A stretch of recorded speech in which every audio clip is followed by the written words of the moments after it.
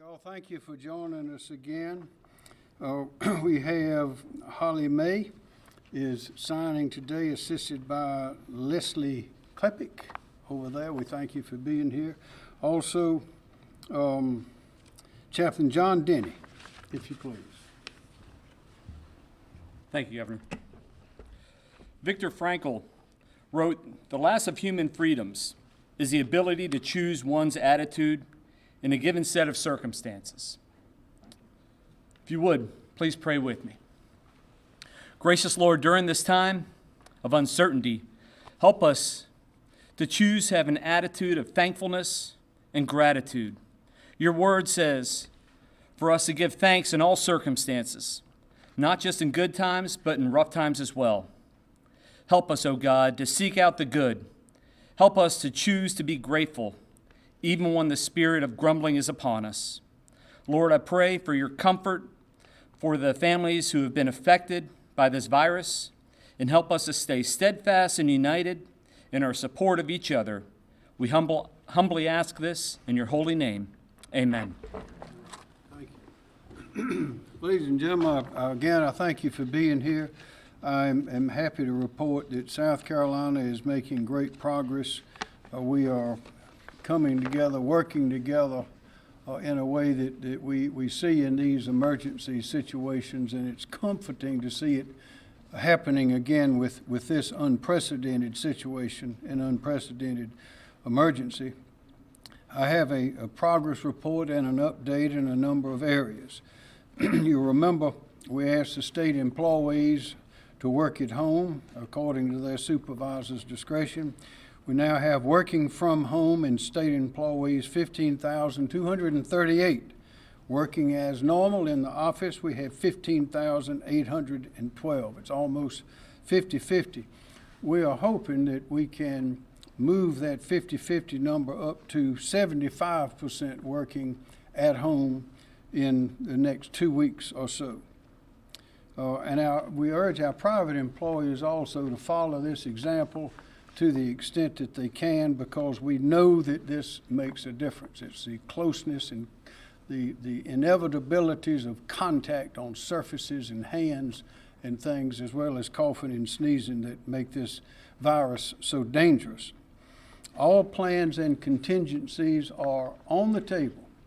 We're not ruling anything in except those we've already ruled in. We're not ruling anything out. And that includes, has been asked by many, shelter in place, which is a stay home shelter in place order, which we have not issued. And that is a drastic action, and we all hope that that will not be necessary. And many South Carolinians are taking precautions that will render that unnecessary. They're staying home. They're using good personal hygiene. They're washing their hands. They're cleaning surfaces. They're not touching their nose, their mouth, and their eyes to contact and spread the disease. And they are using common sense. I know it's hard to not touch things and then touch your face, touch your eyes, nose, and mouth, which of course leads to the respiratory part of this. It's hard to do that. That's why you must keep washing your hands all day long. And that's why it's important to stay away, keep that social distance from others so that you're not spreading things by contact and also by sneezing and coughing. So for all those who are out there working so hard to see that our people are safe, I want, on behalf of all the rest of us, I want to say thank you very much. We appreciate it and urge you to continue to do it, but to do it with more vigor and attempt to set as good an example and as an obvious example as you can for all of our federal citizens, our common citizens, our friends and our neighbors. Many people are not using the common sense. Now you see, I'm rubbing not my eye, but right under my eye. That is, and I've just washed my hands, so there's nothing on my hands because I washed them for almost a minute ago. That's about the only way you ought to be touching your face. But there are a lot of people that are not doing that. And those are the simple things. There are a lot of people that are congregating. There are a lot of people, you go into the beaches in big crowds, a lot of people going into the parking lots, a lot of people going at the shopping centers and things like that and congregating And that opens up all kinds of opportunities for the spread of this virus. And that lack of discipline, that lack of consideration, lack of forethought, and lack of consciousness about what is going on is what will result in the spread of this virus. So I want to ask everyone to redouble their efforts to see that we do not jam people together. We don't have groups where there's spontaneous or planned, and not to put others in that immediate contact that results in this infection. That is how it is spread, by touching each other, touching one's stuff, and then going to your hands with your nose, mouth, and your eyes. So I'm issuing another executive order under this state of emergency, and it is this: to reinforce this point and to allow us to take official action. There is a state statute, and it reads and allows this, and I want to make everyone aware now. I'm hereby authorizing, ordering, and directing any and all law enforcement officers of the state or any political subdivision thereof, in accordance with the South Carolina Code of Laws and other applicable law, to prohibit or disperse any congregation or gathering of people unless authorized in their homes in groups of 3 or more, if the law enforcement officials determine in their discretion that such gathering or congregation in people poses or could pose a threat to public health. Now, this is statutory authority our law enforcement officers have. It is similar, you could say, to a public nuisance statute, which is a civil statute, but this is a criminal statute, and it's a misdemeanor. And this would apply to a lot of things. It would apply to parties on the beach, to boisterous gatherings or concerts, to spontaneous gatherings or unruly gatherings in shopping centers, parking lots. Those are the kinds of things, and we have all seen them. What it does not apply to, what it is not intended to apply to, is law-abiding businesses or employers. It's difficult to draw the line, but we know it when we see it. And law officers have this authority by state law, and under this state of emergency, I'm asking them to implement it vigorously according to their discretion. We must not have these sorts of gatherings that are invitations for infection. I want to thank some people who have done a lot of great work. We've asked for the contractors and construction companies to go through their materials and see if there are personal protective equipment that could be donated to the hospitals and others, and they have come forward in a remarkable fashion. And these include Sloan Construction Company, Lineberger Construction, PCL Constructors, Hood Construction, D.R. Horton, Professional Building Supply, Builders First Source, and I know there are others that are coming in as well, and we appreciate that very much. That is the South Carolina spirit that is so alive and well in this emergency, as well as when we have others like hurricanes and floods. It's neighbors helping neighbors. Here's some facts. According to the South Carolina Medical Association, the South Carolina Hospital Association, you recall we asked to move those people out, put off elective surgery if it's not urgent, to go ahead and put that off, to leave the beds available for those who may be coming in as a result of the virus. Well, today there are 56% more vacant hospital beds today than were when I asked the hospital to suspend those elective procedures last Tuesday afternoon. What that means is that there are 1,819 more beds available to handle that than there were 6 days ago.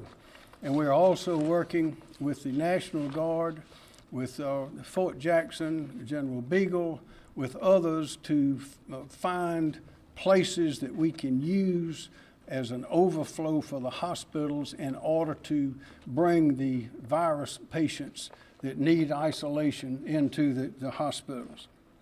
Last week, I asked the grocery stores, pharmacies, and retailers to set aside special senior hours so our senior citizens could go in without the rush of other customers and buy their necessary items and groceries and things that they need. Again, the spirit of South Carolina is evident, and so far, and the list is growing. We've had responses of setting aside senior times for shopping from the following: Aldi, Buy Low, Costco, Harris Teeter, Ingles, Kroger, Lowe's Food, Publix, Target, Walgreens, Walmart, W. Lee Flowers, and Food Lion. That is a remarkable response in South Carolina to that request. Also, another note, 91 Small Business Administration loan applications have been made by South Carolinians since the state was approved 3 days ago, and our entire state has been approved for these Small Business Administration loans. And I want to say again, finally, to all the citizens of South Carolina, if you don't need to be in a public place, if you don't need to be out, then don't go out. This is a good time to stay home. There are a lot of things we all need to do at home, whether it's cleaning out the garage, reading a book, fixing something. There must be 1,001 things that we all always looking for some time to do. Well, time has arrived. This is a good time to stay home if you can. Don't be in a public place, because we must all assume that we have the virus, and we must all assume that the people we're talking to have the virus. If we all take those kind of precautions, then chances are that virus is not going to spread, at least on that event there. We urge everyone, remember, wash your hands. Keep your hands away from your eyes, your nose, your mouth, because you may be bringing something that you contacted on a table or a desk or a steering wheel or a doorknob that somebody touched the day before, and you scratch your eye, and there you go. You're subject to that infection, because it's a strong virus and it lasts a long time, particularly on steel and plastic and things like that. Prevent this spread. Don't hoard supplies. There's plenty of food, plenty of things coming to the grocery stores. They're going to be open. There's no need to hoard supplies. And always follow the information of the official sources only. There are a lot of rumors. You wouldn't believe some of the rumors that we hear. I don't know where these rumors come from, but some of them are just as wild as they can be. But follow the official sources. Get your information from the official sources and not from any place else. And that's one reason we're having this press conference. It's one reason we send out as much information as we can in order to answer the questions of the people. And I know DHEC and other institutions are doing the same thing. So I want to thank the citizens for working so hard, and want to urge those that are not yet, don't seem to have a grip on how serious this is, urge them to think it over and be courteous, be safe, and let's don't be sorry. Let's be safe. Dr. Bell of DHEC, if you please. Thank you, Governor, and good afternoon. As of today, South Carolina has confirmed cases of COVID-19 in 34 counties across the state. The counts per county are posted on our website and are updated daily. To date, we have reported receiving 295 confirmed cases from our public health laboratory and private laboratories, and our public health laboratory has performed 2,239 tests, of which 2,012 have been positive, or approximately 10%. Sadly, this now includes 5 reported deaths of patients who had previously been reported to us as being diagnosed with COVID-19. 2 of these cases were reported earlier today. Each of these patients were elderly and had underlying conditions prior to testing positive for COVID-19. On behalf of all South Carolinians, we want to express our deepest sympathy to the family and loved ones of these patients. This loss of these fellow South Carolinians is a reminder of the importance of taking precautions to protect those at highest risk, like the elderly and people with serious underlying conditions. I would now like to provide a situational update of the status of COVID-19 in the United States and here in South Carolina. And according to the CDC, The United States is now in the initiation phase of a pandemic. This is based on a pandemic interval framework, which describes the progression of pandemics in 6 intervals or phases. The duration of each phase might vary depending on the type of the virus and the public health response. Different parts of the country are currently seeing different levels of COVID-19 transmission. Nationally, the U.S. is currently on the initiation phase, but states where community spread is occurring are in the acceleration phase. This would include South Carolina. The acceleration phase means the need for the transition from contact investigations of each individual to prioritized investigations around those who are at highest risk of being exposed, and a broader community-focused measures as what we are doing now. Realizing that spread is occurring, we encourage the public to focus on things that each of us can do to limit the spread of illness. This includes washing your hands and covering your mouth when you cough, avoiding groups, and especially staying home if you are ill. As the lead public health agency in South Carolina, one of DHEC's primary missions is to protect and promote the health of the public. One critical activity that helps us carry out that mission is conducting surveillance of selected infectious diseases. And the principles of disease surveillance are to collect information about where diseases are occurring, to analyze the data so that we can understand who is being affected, and then to interpret and share information that prevents the spread of disease.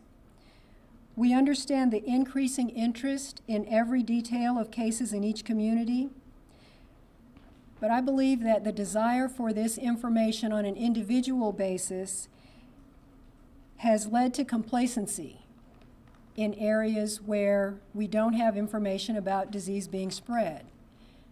It gives a false sense of security to rely on information from individuals within your community when what is recommended is that follow the guidance that has been provided regardless of whether or not you know cases are in your community or in your specific neighborhood. It is suggested that many did not take seriously the measures that had previously been recommended because cases had not been identified in their communities, and this is why spread continues to occur. If we change those behaviors, we can slow the spread and stop transmission.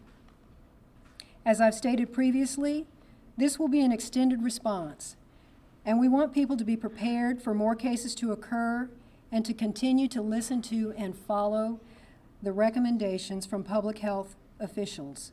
We recognize the hardship that many South Carolinians are facing, and it is important for all of us to protect our health, but also our mental health and our emotional health during this time. Remember that everyone copes with stress differently, and to ensure that you protect your mental and emotional health, it's important to take breaks while many are in isolation and we are practicing social distancing. But particularly take breaks from watching, reading, and continuously listening to news reports about COVID-19 and social media. Hearing about COVID-19 continuously is a stress-inducing event.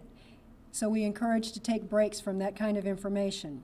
Take care of your body, eat healthy, balanced meals, exercise regularly, get plenty of sleep, and avoid alcohol and drugs.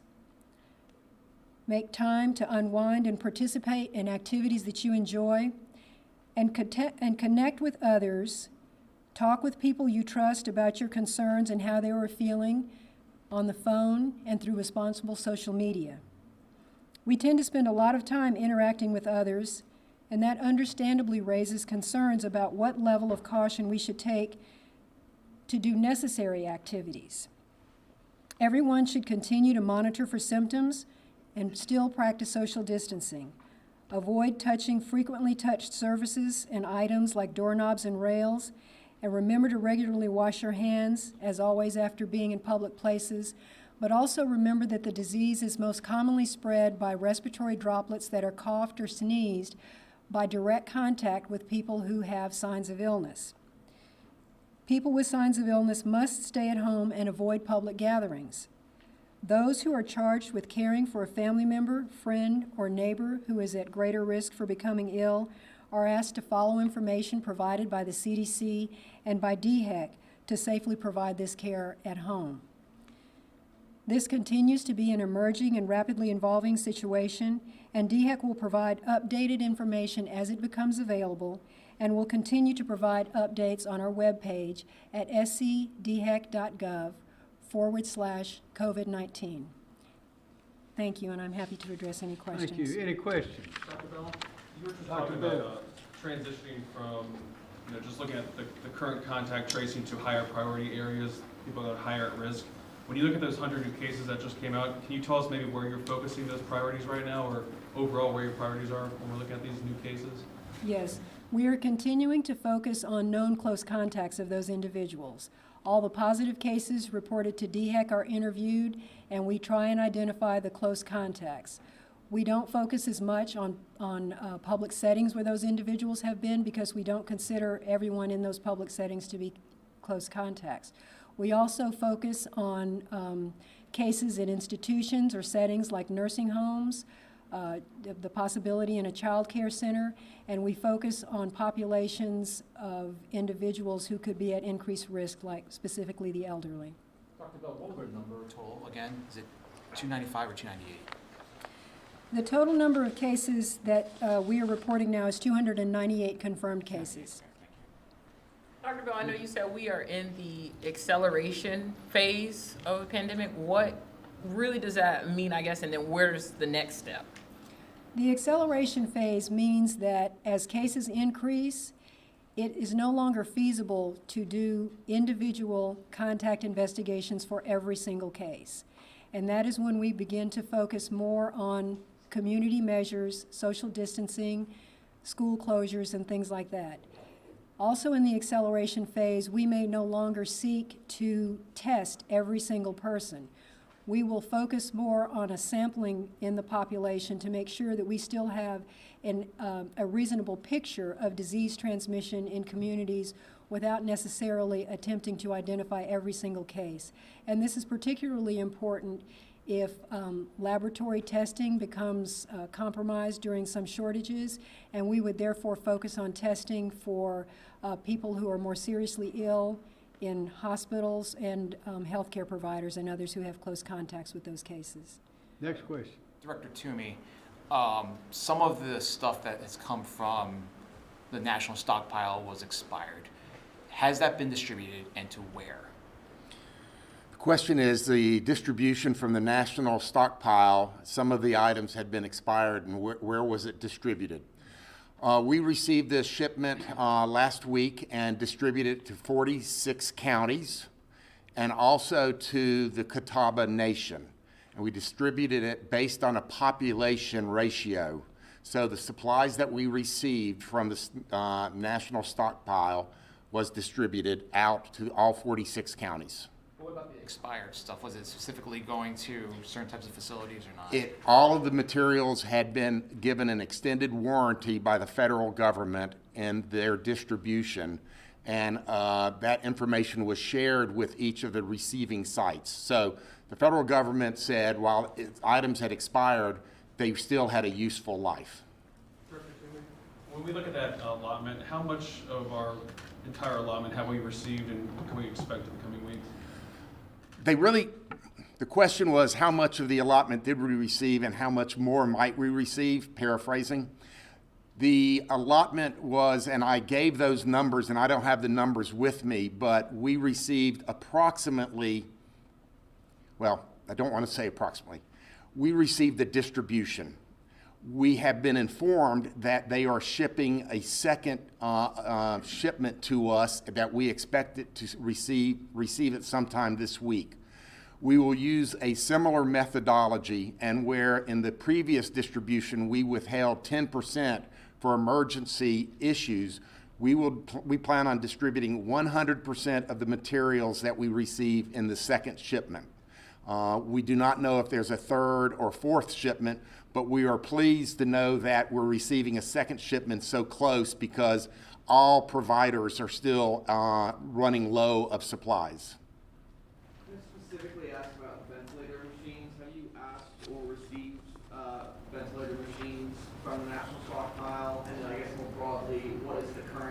supply and demand for ventilator machines? Question is about ventilator machines, and have we received or requested any from the national stockpile?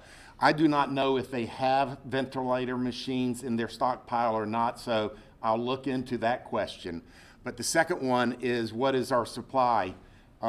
We asked the hospitals yesterday to give us an inventory, and adult and peds, well, we have 1,054 ventilators as a number within the state. That's not counting neonatal ventilators for neonatal purposes only. And it also does not count 104 for transport or portable ones. So we have about 1,160 ventilators in the state in hospitals. Governor, Next question. We've received some comments from people, our viewers, saying that they're having a hard time actually applying for unemployment. Is there anything being done to ease that? We've heard that the site is crashing and that they're having issues along those lines. Yes, that steps are being taken to ease that.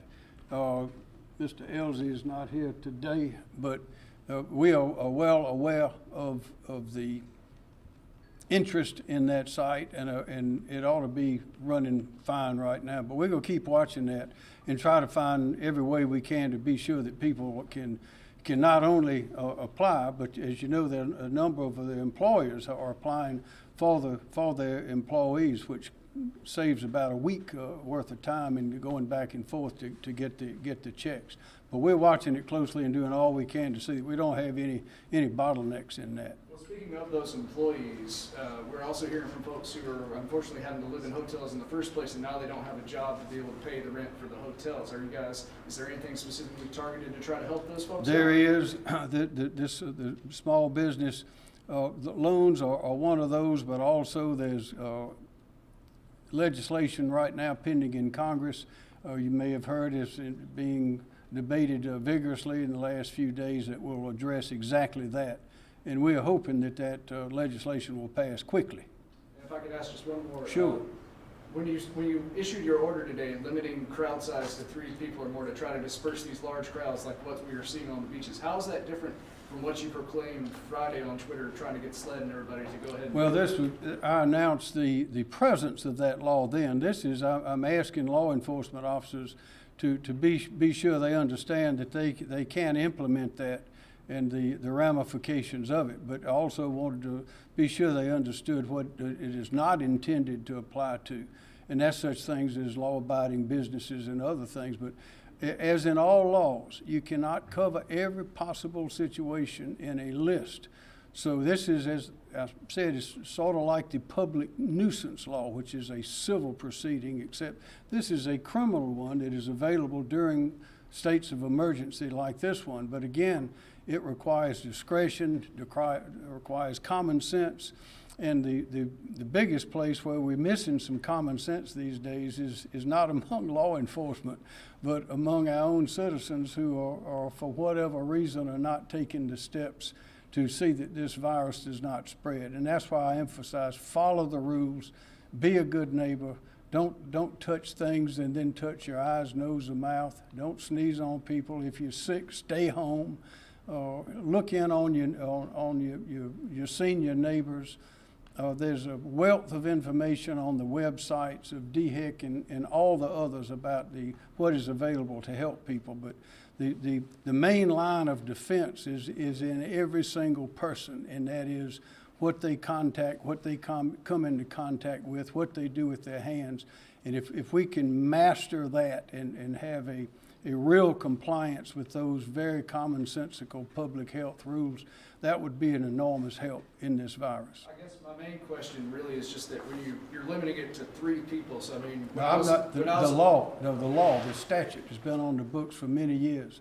It says 3 or more is what it applies to. And it excludes homes, but the purpose of it is not for law-abiding businesses and things of that nature, but those type of spontaneous and otherwise events that I described. Sorry, that's what I meant. Sorry, apologies. But when that small number though, still 3 or more, is that's a very low bar. I mean, I saw a family of 3 out and about on their bikes. So that's all I'm just wondering is somebody out there who's hearing something like well, this. That's why I say that we have to use a little bit of common sense.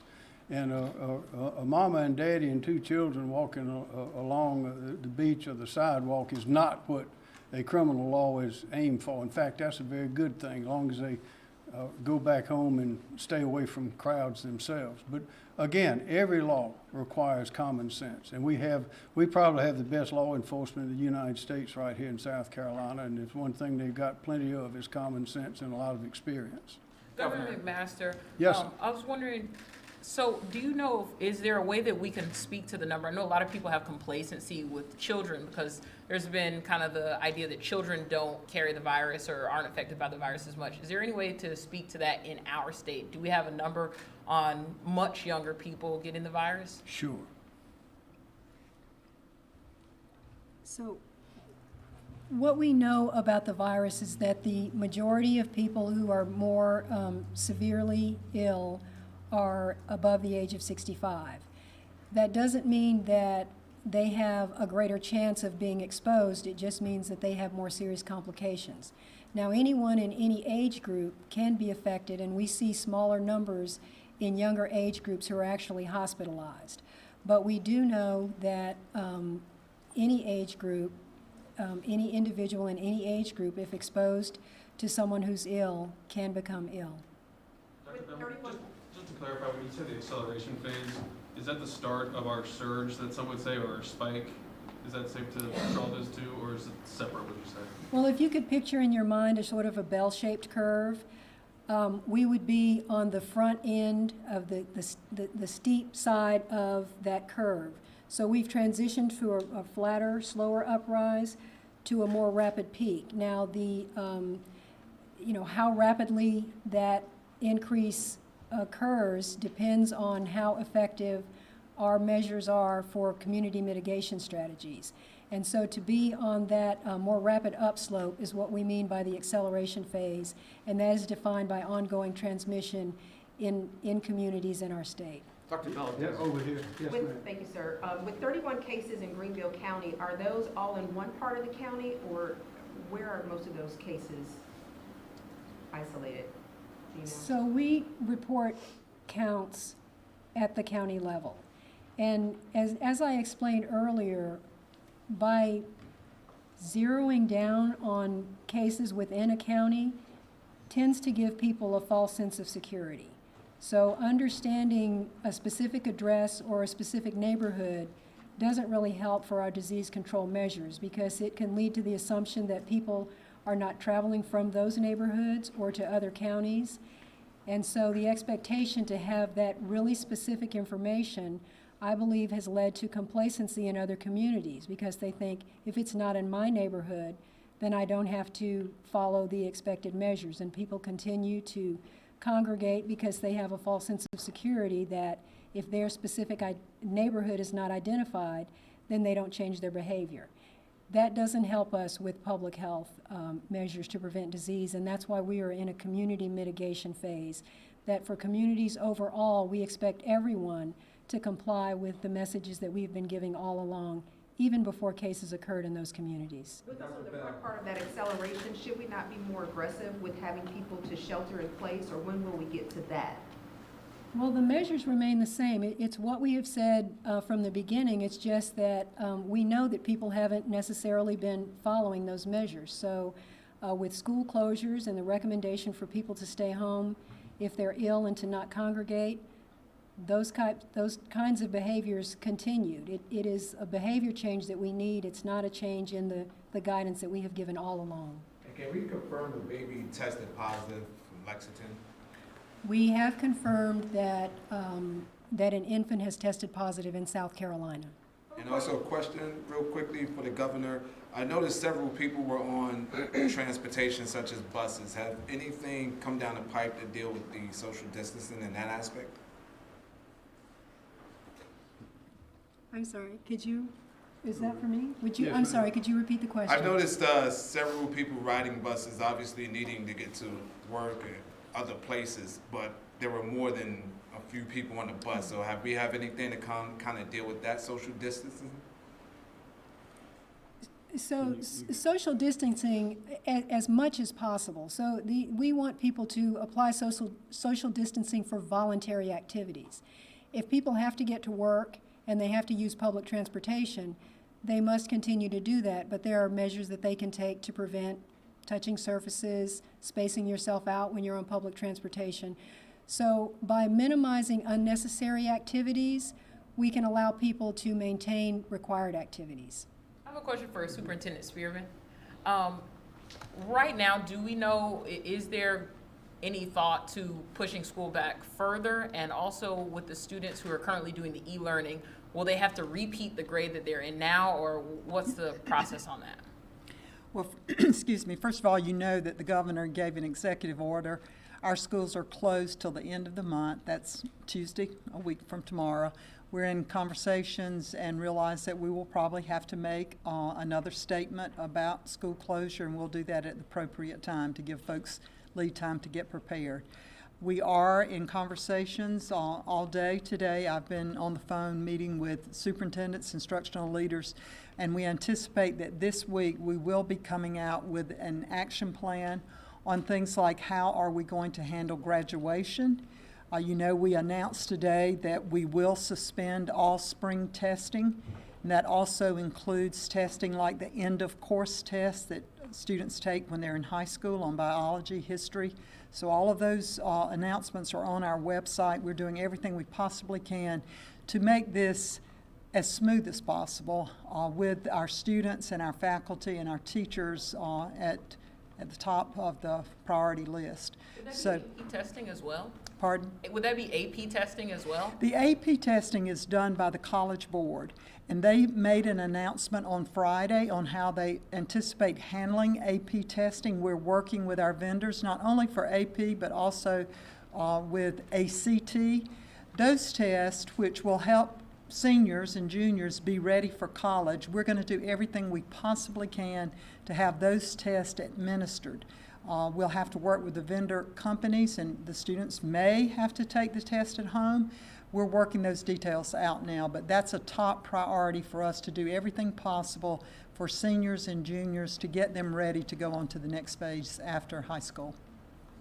Next question. Yes, sir. Governor McMaster, for people who have taken the coronavirus test and are waiting the results back, what do you recommend they do when they're waiting for the results to come back? Dr. Bell. If a healthcare provider has decided that a test is indicated, then we ask those individuals to act as though they have the illness, that they are to stay in isolation until their test result comes back. And if it's negative, then those measures can be suspended. But they're expected to stay in isolation, avoid contact with others, because they're considered to be a possible case. Next question. Yes, sir, in the back. For Dr. Toomey, you mentioned the amount of ventilators in the state. Is there an update on the availability and what categories the hospital is reporting? Not sure of the second part of your question. There's about 1,148 ventilators in the state. We do not have what is the current number being utilized. We are expecting the federal government to come out with additional questions, so we have not sent that question back out to the hospitals. They do report every 6 hours the number of beds that they have both occupied, and then we know what their census number is, but we do not know the number being utilized at this point in time. With the stockpile, Next question. with the stockpile you're waiting, you said there's another shipment coming in. Are we just taking whatever they send us? Or are we able to request specific things? The stockpile has specific things, so it's not a shopping cart, and so they're sending us what they have stockpiled, and they distribute based upon the population of the state. So we get what they send us. When we look at testing, can you give us an update on how testing is going in South Carolina, especially when we look at this jump in 100 cases, 103 cases? Is that a result of more testing coming online, or just kind of what's the capacity right now, and if we're still seeing those swab shortages? So the capacity and the number, so there's a, not a complicated, but there's a convoluted answer to that. We reported out yesterday 22 cases, 22 positives, and we reported out 103 today. Part of that dramatic increase was a shortage of testing material that the public health lab had on Saturday. So we had to delay the run of Saturday tests. The 22 were reported out all from private labs. So the report out from today, which was yesterday's run, we ran 2 batches yesterday that reflected the delay, and we got a shipment in of the reagent late Saturday afternoon. So we were able to batch and run both groups on Sunday, thus the larger number reporting out today. We are seeing a continued increase in the number of tests that we are running. I think Dr. Bell said that we've had total number of tests run is 2239. So we are now doing 200, 300 or so tests a day. Our capacity of testing is over 1,000, probably closer to 1,500 if we had all of the reagents that we need. We're getting shipments of the reagent in every couple of days, so we do not have ever a large stockpile, but we are seeing more and more labs coming on, and some of those labs are going to be using different materials to run their tests. So the capacity in the state is going to ramp up over the near future. We have been able to run every test that has come to us, and our turnaround, we receive it by midday, and our results are usually by that night, which report out the next day. Have the standards for how you, or who's getting the test, has that changed at all, given that we're in the new acceleration phase? I believe I heard you say that we're not necessarily testing everyone who looks like they have the symptoms, or did I hear that incorrectly? Well, no, we're currently encouraging providers to continue to test those who present with the symptoms suggestive of the disease. We're also strongly encouraging providers and others not to seek testing for individuals who do not have symptoms. That can preserve the test. Depending on testing availability here and nationally, we may move to a practice of preserving testing for those who are more seriously ill in a hospital setting or for healthcare providers. At this time, we're continuing to test those with symptoms of illness. Dr. Bell, the 2 deaths that you announced today, were those previously known cases? Yes. There are South Carolina residents and Clemson students stuck in Peru. Are we working to get them home, or can you all give us any update on what's happening with them? I know efforts are underway. I don't have that information. We don't have any details. My other question from the viewers, beauty salons, nail salons, barbershops, and people walking in the park. Can somebody address that? I'm just asking you viewer questions. Dr. Bell. The beauty salon and barbershop question is a frequent one. And we're asking people to consider the type of close contact they're having when they're getting those services and whether or not those services are optional, and to make the best decisions about social distancing. I have a question about the symptoms, just following up on that. I've heard from some people who have said they had lost a sense of smell or lost a sense of taste. There was an article in the New York Times this morning that could actually be a symptom of the virus, but some people have said that when they reported that as a symptom to NUSC or to PRISMA, they have been told that that is not enough to get a test.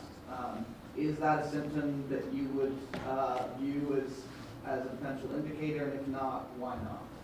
Well, we know that the disease presentation can be a spectrum of symptoms, a variety of symptoms, but in order to do sort of mass screening, if you will, we focus on the most commonly associated symptoms with the illness, which are fever, a cough, shortness of breath.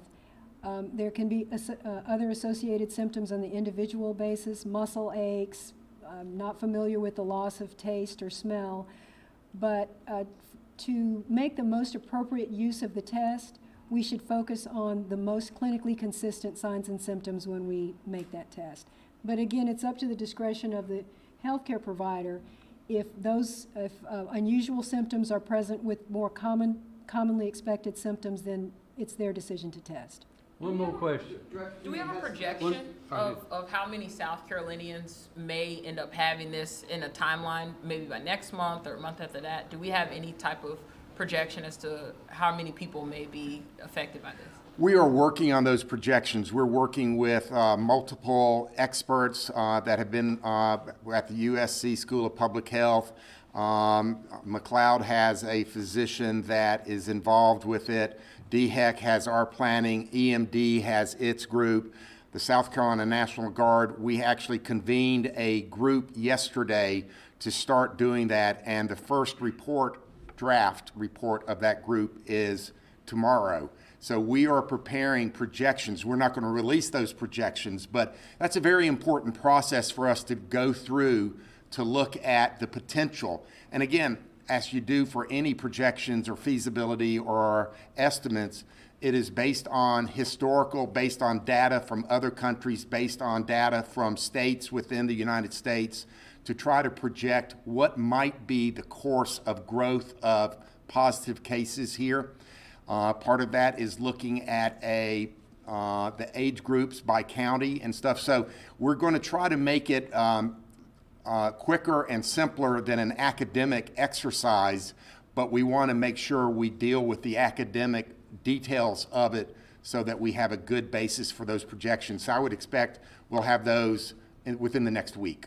Governor, can you please speak to the number of people, the 3 or more, less, because people are confused about whether or not a business like a daycare center can have more than 3 people. Can you just please talk about the 3 people, where that is appropriate, and talk about that will be businesses? at the discretion of law enforcement. This is an old law that is activated in times of a declaration of emergency when this is. This is not intended to apply to lawful businesses and those kind of things, but rather to gatherings of crowds, whether spontaneous or otherwise. We've had crowds gather at the beaches, we've had crowds gather on sandbars, we've had crowds in parking lots and all sorts of things. This is in the decision of law enforcement. If they believe that that is a threat in this situation, then they are authorized by that statute to order that crowd to disperse. So right now, how many people do you recommend? Is it still the 50 or the 10 that the president? No, this is, well, the businesses. numbers, there are all sorts of different numbers, but this statute, which is an old statute, specifically says 3 or more. And that is what law enforcement across the state, any officer, is authorized to use his or her discretion in dispersing if they believe it to be necessary. Will this apply to weddings or funerals or anything like that? We just got a question about that. Just want to clarify for Any daycare centers? that kind of spontaneous, or it's a planned event. This is remember, this is a law enforcement measure. And I'll say again, it is designed for the kinds of crowds that often are boisterous, often are large, sometimes spontaneous. We've seen them at the beaches. We've seen them on some of the islands on the coast. And every now and then you see them in parking lots of places. It's those kind of events. It is not aimed, the statute does not contemplate, although it does not specifically rule anything in or anything out, and that is on purpose to give the law enforcement authorities the ability to make the proper decision. And the number 3, I presume, was selected because it seemed like to have not too high a number, but to have a lower number. It does not apply to homes. The statute specifically says so. But it was to give the law enforcement discretion, and that's what we're asking law enforcement to use in this case. You got to use common sense. Every law contemplates some amount of common sense, particularly when you're dealing with a category or a term that is very flexible. I know you said nothing's off the table. Will you close beaches if it comes to that? As I've said, nothing is off the table. We are taking the steps that we believe are necessary at the time they're necessary to stay ahead. We have plans with a variety of steps and options, and we are taking them based on the data, based on the science, based on the recommendations and insights of the professionals. We thank you very much. We'll keep you informed, and we appreciate you coming.